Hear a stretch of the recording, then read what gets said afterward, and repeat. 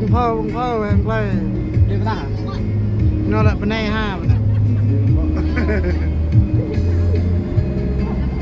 gọi đó ngồi nè đi vào nha anh lại thôi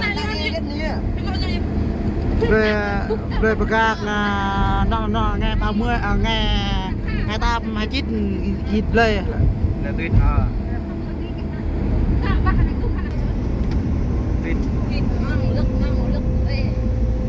cái nữa là mắt bình thường là mình ghi bị chân gõ ghi cốc á lệ ghi gõ chân ghi cốc gõ ghi cốc gõ cái nè lên mặt xe bên đi mà đập hay sai giờ cốc gõ hay nè để tìm với ta lên quay vào nắp quay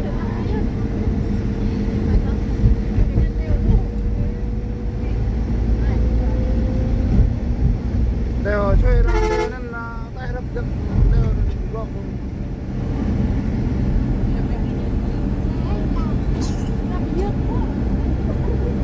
tắt con này phát tiếp rồi này mang phải tắt lên mình quay vào mang nghe nên quay đôi tụi nào phát tiếp rồi mang là mang ở đeo mang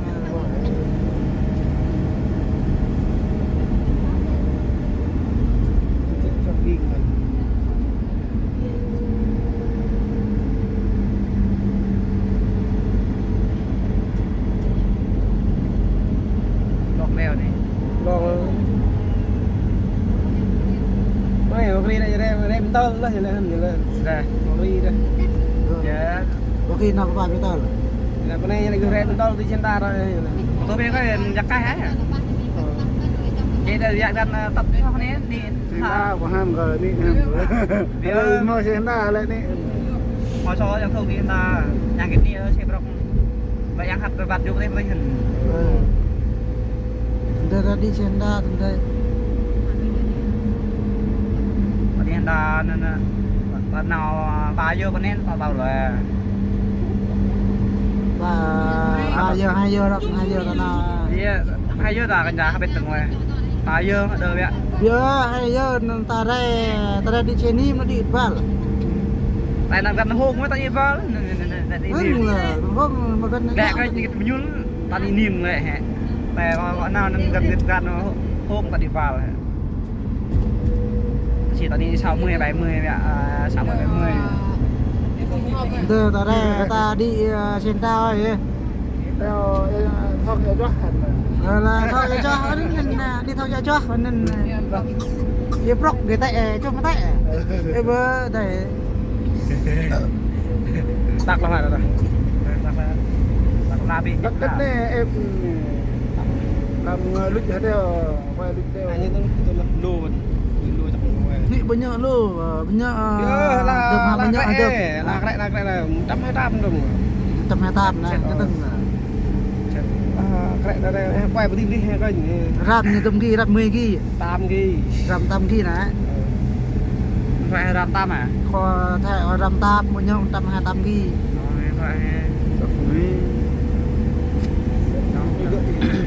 thay luôn quá ta còn tao đừng về cái em ta cái đấy tao đi máu tay play cảm ơn play nó chỉ là S23 S25 luôn thôi tôi thổi S23 đây làm bạn nhầm đấy hả nhầm đấy un S25 bị nhầm á S25 tao quay tao chọn tao S25 này giờ như mà tao một vé tao một bao lâu hoàn đời S4 hoàn đời hoàn này S22 một vé tao tại sao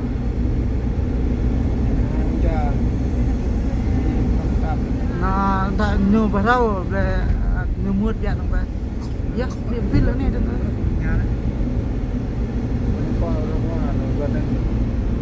rồi dân đi ăn gì hết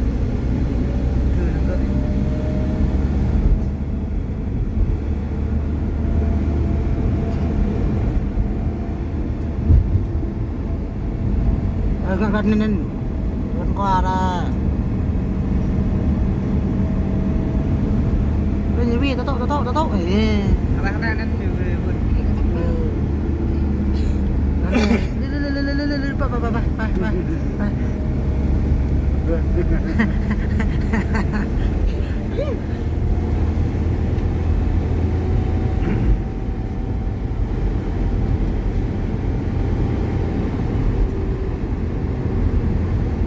chơi đi lướt đeo đi Trời ơi. Lagi BM kamu đó là. trong lướt đi lướt à Rig nó nè teo nên là mình nó luôn gọi chơi lối đeo này nó một tọa mùng lịch 6 phút việc đi đeo này 6 phút ở đây 6 phút nên đi đeo nên nên đó là có lại nhầm là nên đó thật nên nhầm nên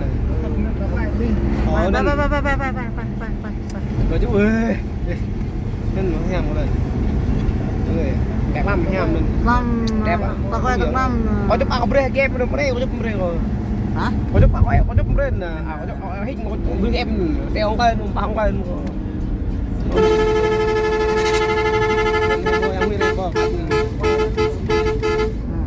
yang untung cuk. Iya, tao biết tao này. Wah, biam rồi. Tao biết tao cái là cái này tao quên. Lem quá lái đâu như cái Cái lại nhầm. Này Nên nó lệ, tao nhớ rê nó chỉ là lệ nè, chỉ qua nhầm. Ghét qua đi ăn cho đây mà. cái này cái là màu. Mà thì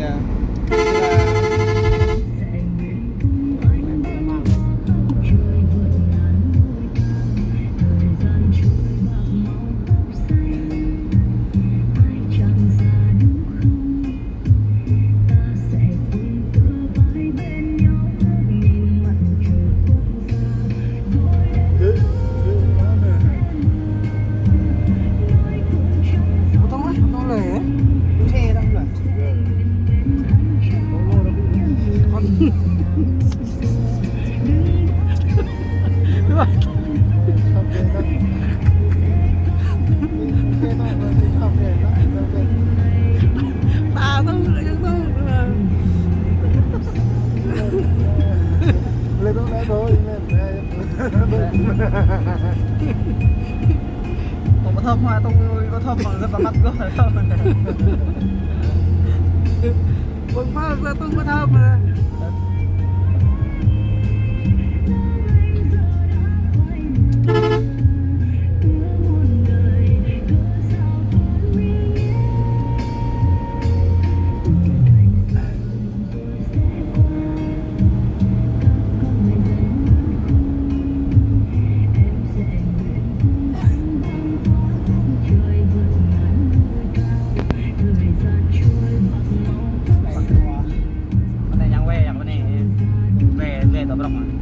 Bên em mau ui vậy nè.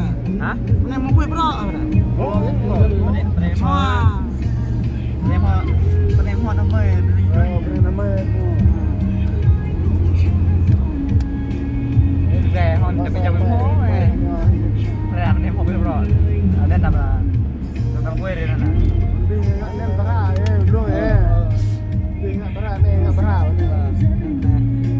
Tầm mặt lên hả?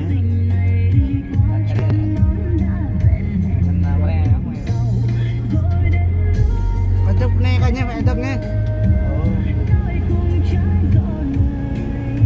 Mình yêu cái tóc nó lùi rồi. Này, quay nó nhầm lưu thông à.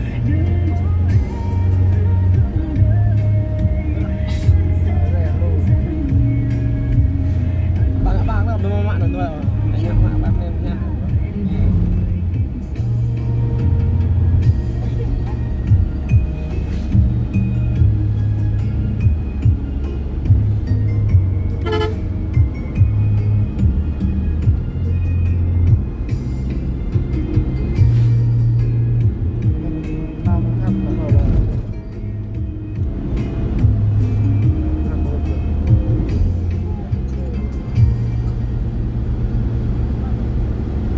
Trước này, nhà thờ trước hay sao? Nó là nhà thơ đấy. Nhà thờ trước là đi thăm Sau là gì? xuống đến tháp sau. Đi nhà thờ được. Đi nhà thờ trước. Đi nhà thờ trước đi.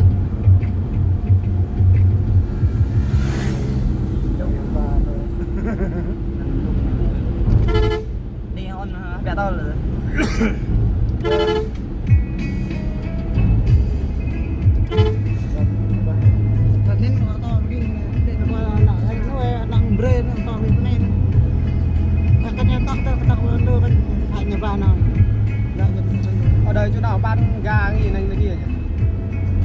Bán gì? Bán gà. Nè, bánh quán nè. Mua trong đó cũng có mà, trong nhà thờ cũng có, rồi vô trong hoa sĩ cũng có. Năm ngoái em mua chỗ này. Năm ngoái.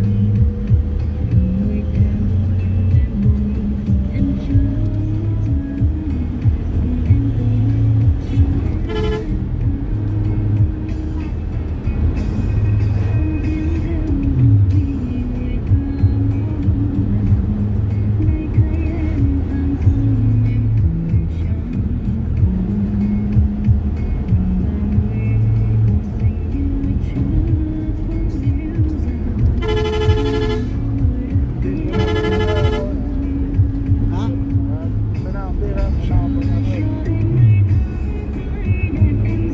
Nào được mẹ mà rồi.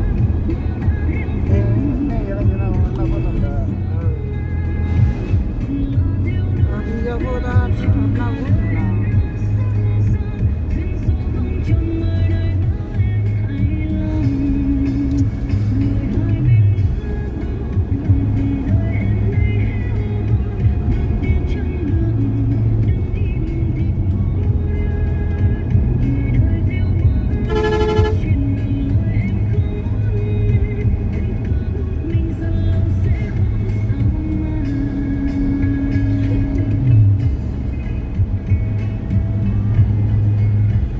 nhiều cái thông nên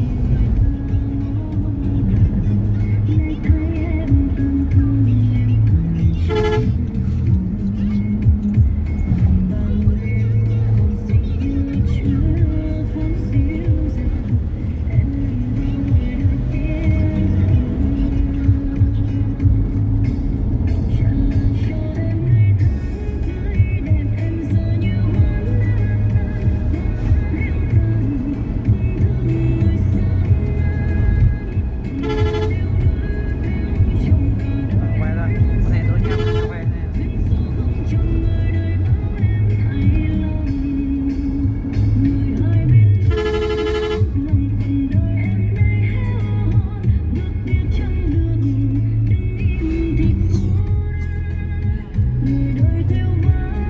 cái đó nào thôi mình nào có ghê Ok cả rồi. Ok,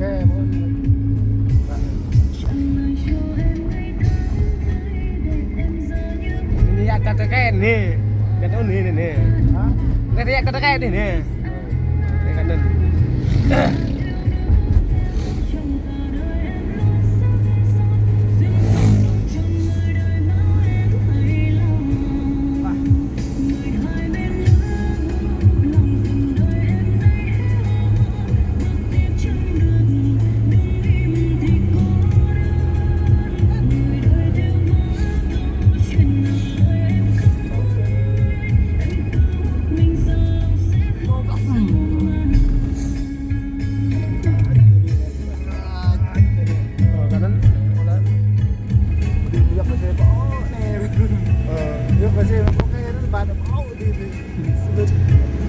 Bán nó ăn này. và nó bây giờ rồi nàng buồn năm tháng nào Cái nào cũng một mày nên hơn. Một đây. Mày đem một nữa nhá. nước cái xe này đặt cái này lên rất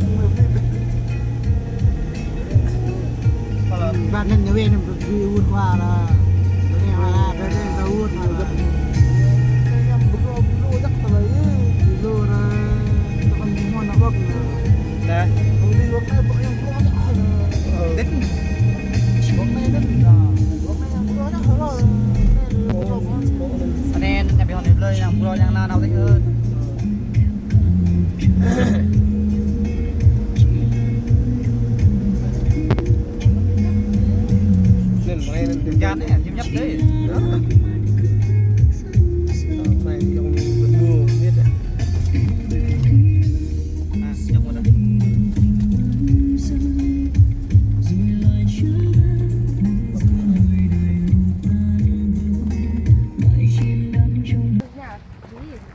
Tên luôn là đây nè mẹ tao bơ mang đẹp nè mẹ re không nè đẹp nè luôn cái là belum mang đây dan dia belum ya Như vậy mình mừng đây là một con bao nhiêu Con 250 đấy. Là câu Con ăn con nào là được con đấy à? tầng ba là Có bóng đấy. Được. thịt về ghê là Ăn đây đi. à Đi đi quá.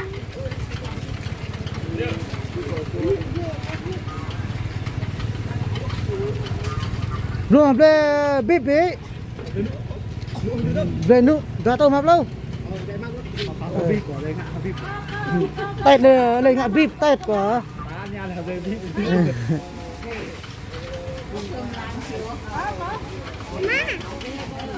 làm một con vịt đây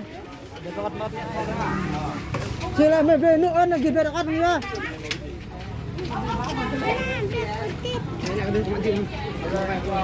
và đưa bài à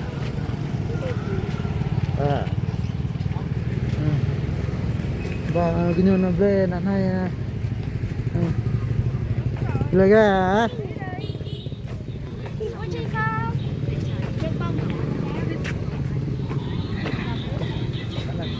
đưa bà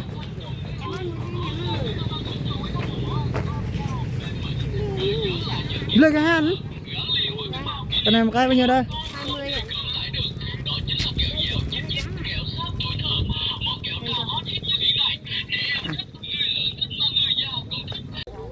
cái này bị hàn bự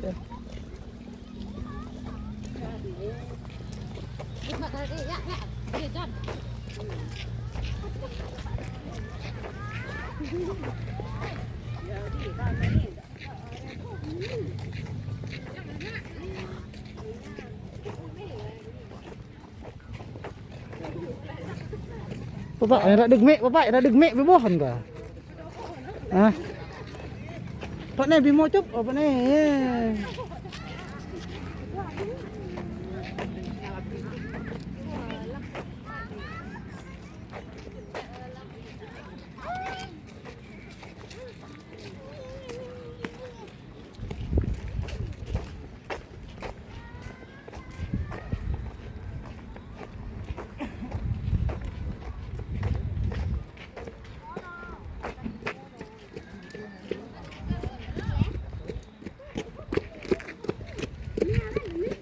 Nè,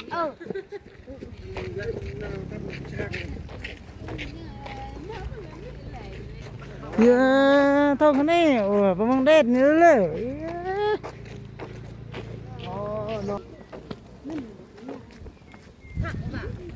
thằng phát chị tay nó Bà thá, đây tao hơi bay chút nữa. Ông hay chắc cái bộ tà tao đệm đệm bạn như bố. Sợ chứ điểm khu đi chơi bộ này này ba vô ta.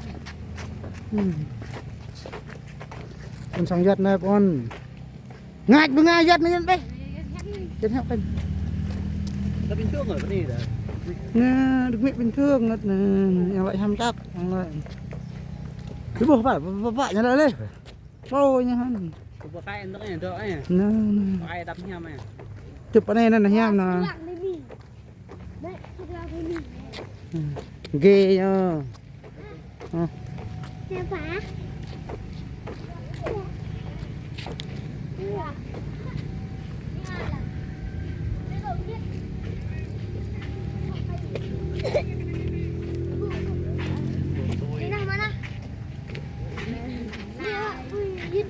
con này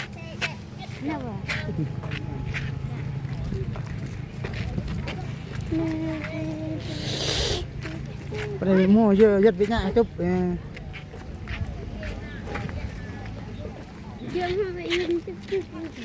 chụp cái hạt này nên em một ngàn có thể bảo trợ một ngàn này chụp hạt đó này chụp này chụp này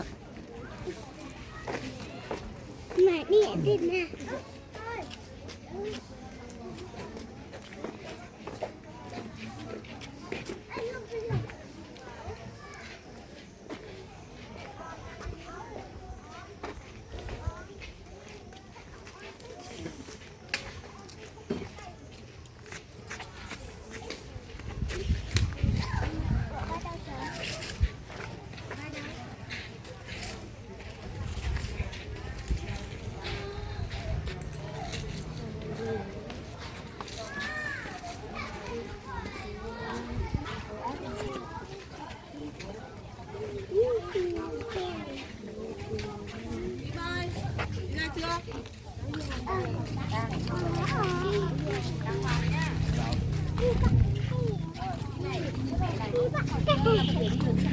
Còn là mỹ hả là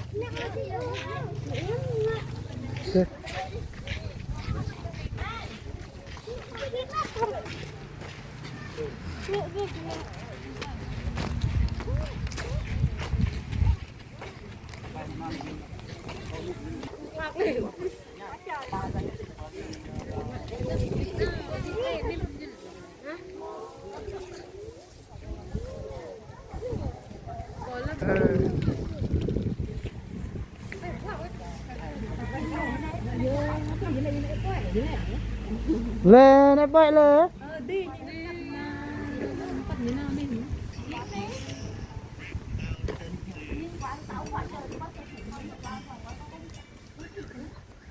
coba tak kaya dan anu nek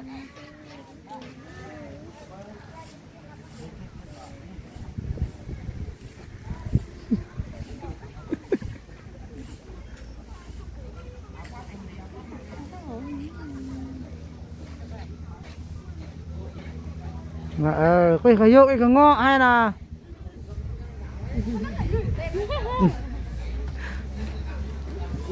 này nè ngã này nè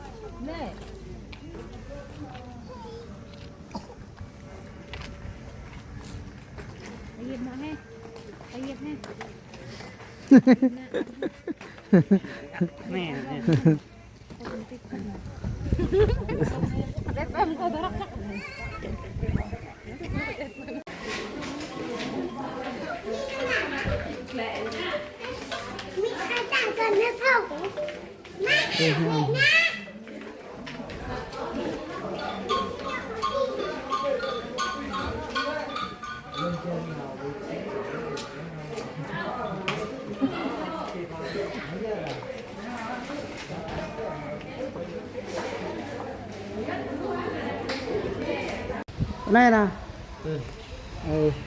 nó lại nên nè penga dit nè bạn nè penga nè penga bạn hát à dit ngọ muốn đó apa cái này có review lô chiu đây play penga nhờ dừa đi po nhờ nhằm vị nhằm sóc là có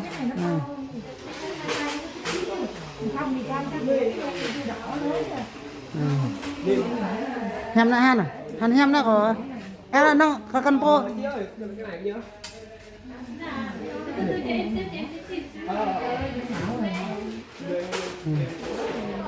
em đây nè lô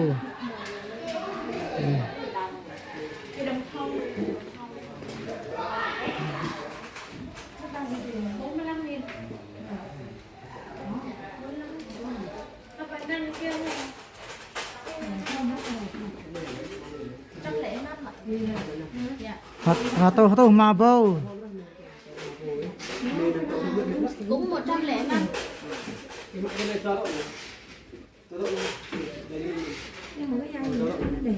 cái đây ạ.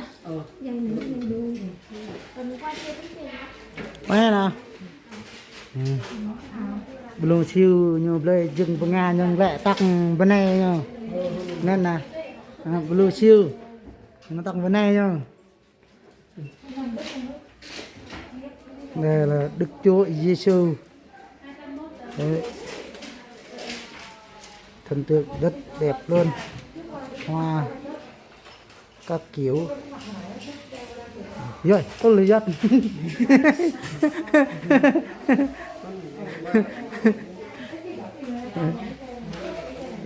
dạo nhon hả bên này nè thanh toàn bên này vui bên này nè thanh toàn bên này bao nhiêu chị em này ở đây tê bạc này bài video nó vui thật đúng không video coi nhà cái tin đây nhiều bố hay lăng lăng rồi cái này à Panal penting orang itu đây lô mà dừng rồi với Nga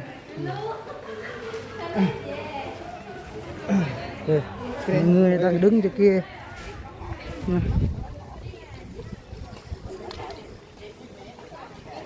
ra đây đi một xe cho con các bạn có hả trời ơi xe điều khiển dược nè đây nè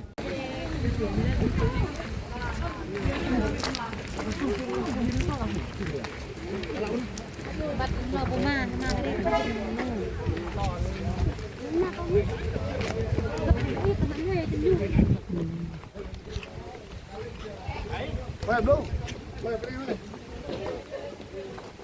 vâng cứ tung đó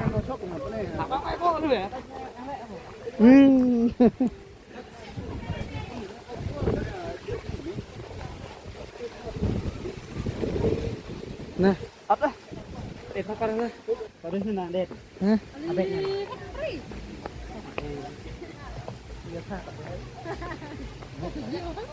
ai đi thuộc cái nhá đi thuộc ấy đi vô bị bắt rồi đấy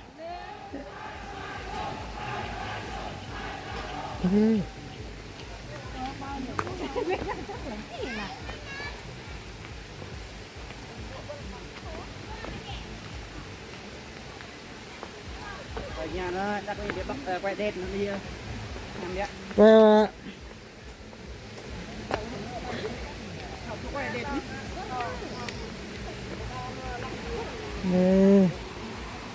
nè bên này có dòng khoai này này quay cái mọ sao nên là cái mọ nên là nó đây lát vô nó là bút lệ lát bơ nè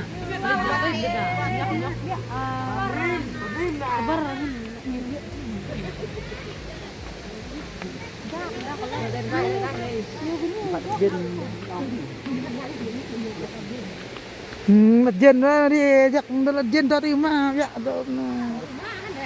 tao đi mà này quay cái chụp đèn đặt đi lơ hấp này thập đặc đi thôi nó thắc một gương ha thắc một gương biết thắc là thắc một gương gọi cái gì nó chụp nhạn con này chụp nó cứu con này nên bây giờ nó còn nó ke đi ra nhờ chụp mẹ lại dịp tới tội theo con đẹp rộng quá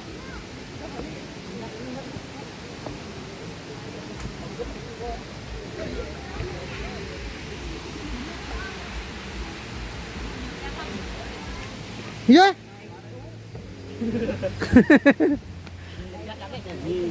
Chân ở đây thôi.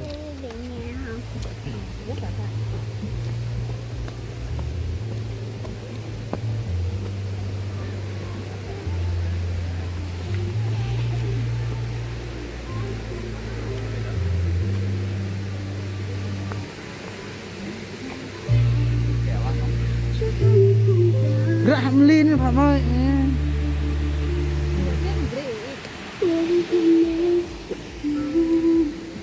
Nên chớt bẹ hớt có lời tắp của tút ta có lời tắp luôn chạm với sắc chậm cái đó giờ thạc bác sĩ anh ấy rồi về thạc bác sĩ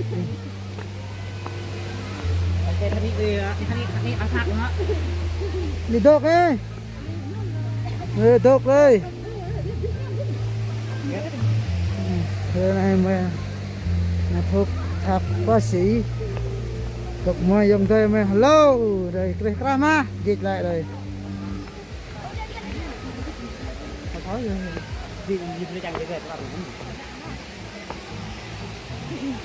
đây là đây alo lại chứ lời khai điện bao nhiêu nên đâm ngã tại vì là tại vì thao dân ta lại dân bao nhiêu tại vì lại không có một cái đường nó dốc hơn nhanh thì vẫn dốc đây nên mình đây không có tao bị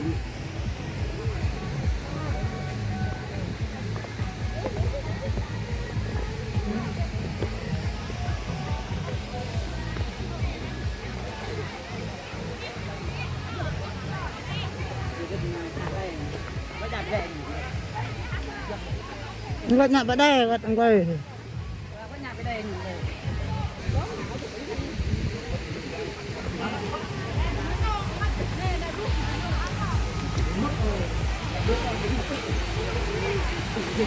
nè chụp cho vào đây nè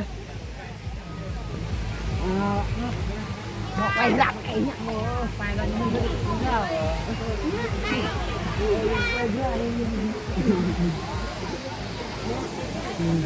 em đâu em thắt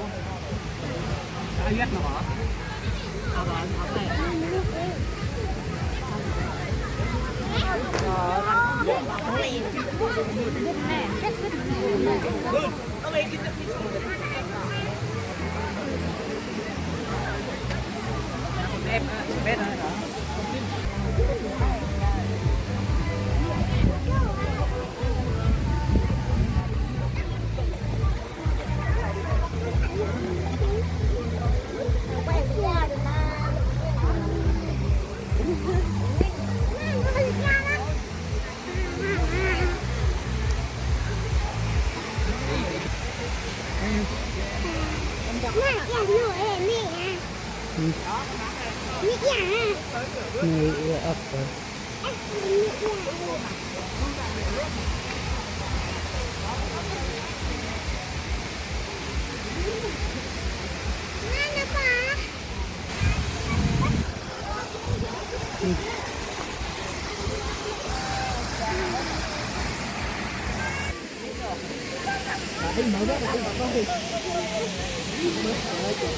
có chụp hapon na chụp ngilang ngak hayat lệ là nè nè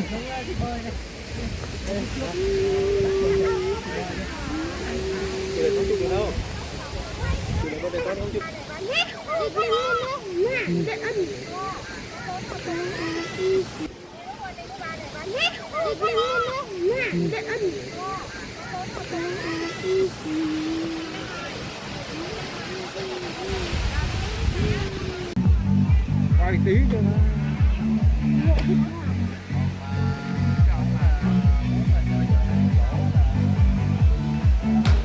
Hãy subscribe cho kênh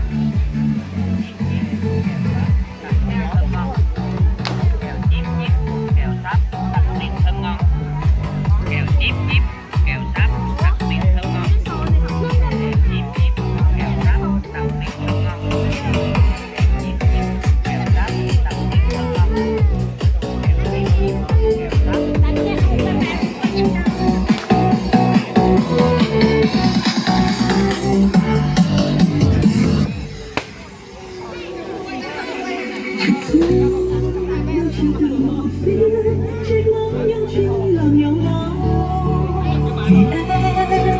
Gõ để không bỏ lỡ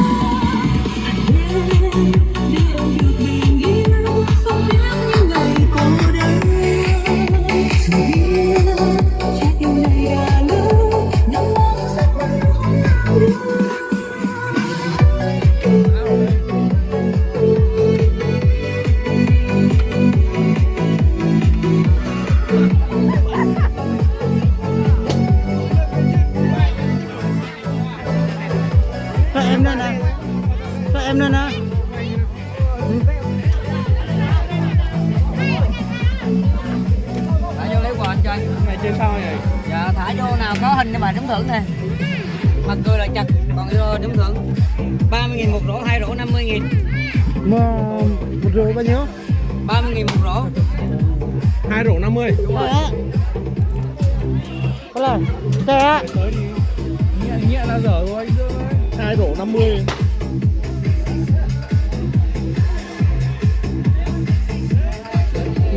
nặng rồi thôi. Tính cái gì lấy cái đấy. Đừng dính mặt trời rồi. 2 rổ 50. Trời cái mặt trời rồi nè. Dia dan. Nah. Mata pun nah.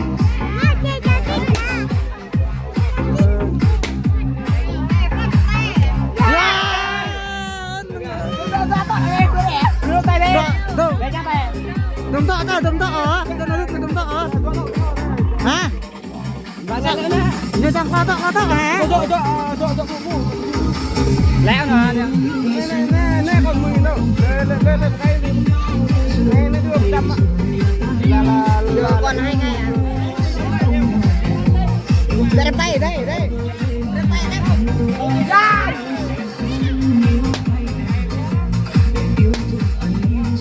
hai trận đấu hết là từ đây bây giờ là Hay à?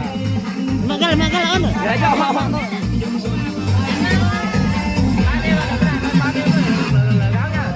Cái đừng đồng tọ ở. Hả? Đây là cái đồng tọ ở. lao động cái này Mak tiga puluh tahan mak. Dom. Jejet. Ya, belum nonton lah. Patok lobo nah. Nah, dah. Nak mana? Iya, le hay được. Vào luôn. Lắp luôn vào đó.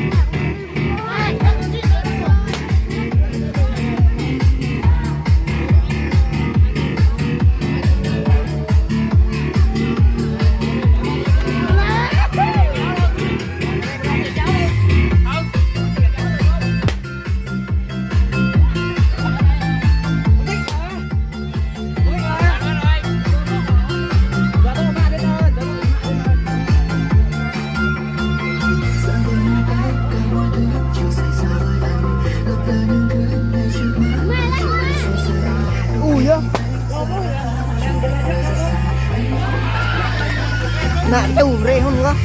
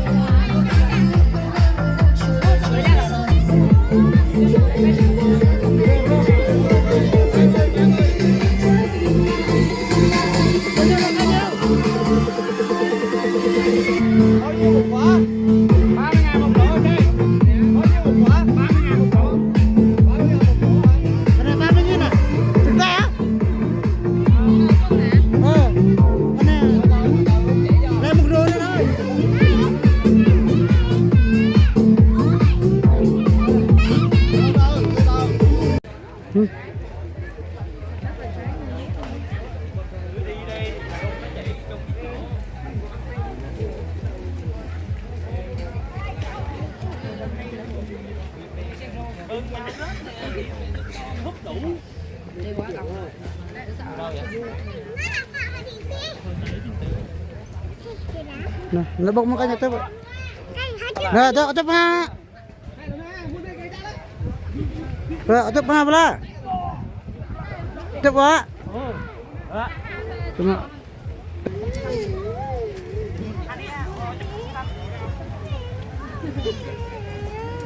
Hả? Chụp coi, chụp coi hả?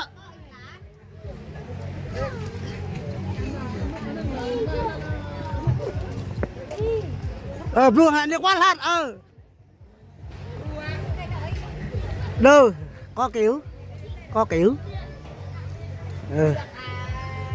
đây người chuyên chụp ảnh chụp à iya itu masih ini nih nghĩ ra nè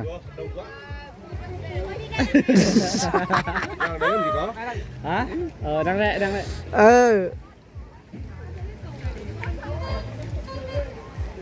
hả hả chừng rồi đi xem màu vàng nè có nè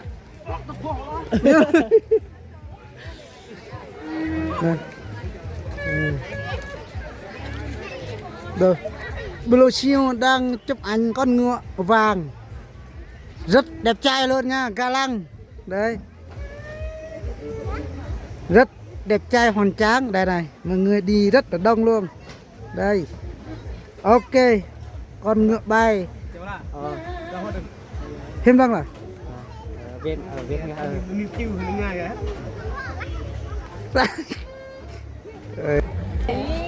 chuẩn bị đi cầu treo.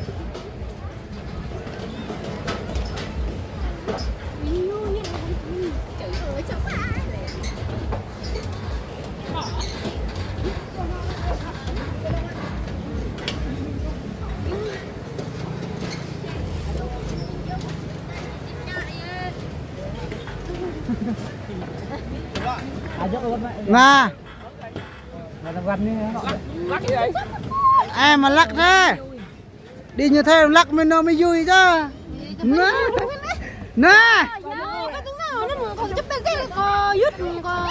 nè lê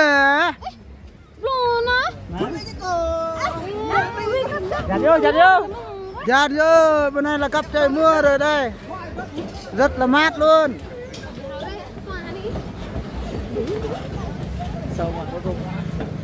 đây cấp trời mưa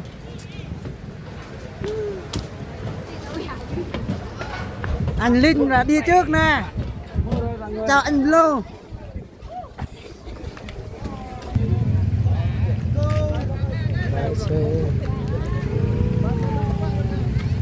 rồi giật là nhờ cả họ chơi giật là nhờ cả họ chơi